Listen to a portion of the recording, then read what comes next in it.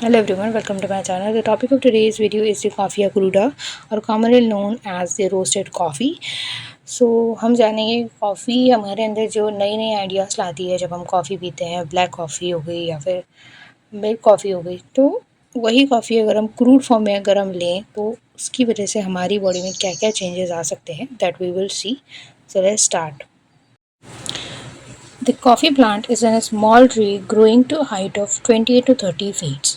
It abundance in a hilly tract of the southern India and Ceylon. It is characterized by extreme sensitiveness, nervous agitation, and restlessness. A great and unusual activity of mind and body is an important point in a coffea cruda. This remedy is admirably suited to a sanguine temperament and the sensitive patient. This extreme sensitiveness is the most marked in feature of the coffea. All the organs and the senses are overactive. Mentally, the patient is overbright and too full of ideas. The flow in such a quick succession as to prevent sleep.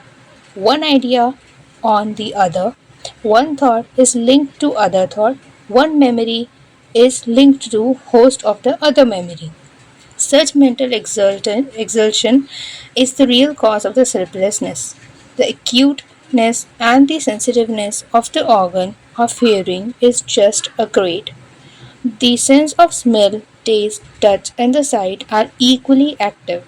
It is on account of this that he feels his pains and aches to such an extent. What seems trifling and negligible to others is to him almost insupportable. It drives him to despair. He tossed about in extreme agony.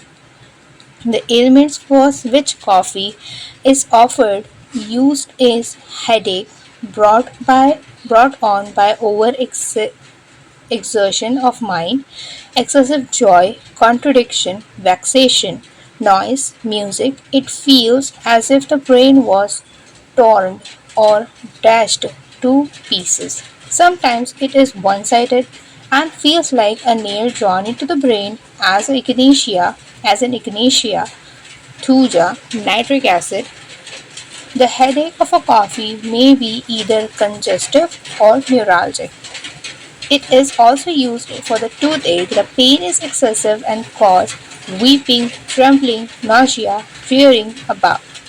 It is relieved by holding ice cold water in mouth, but the toothache returns when the water becomes warm, and in this respect the coffea is similar to the bismuth, bryonia pulsatilla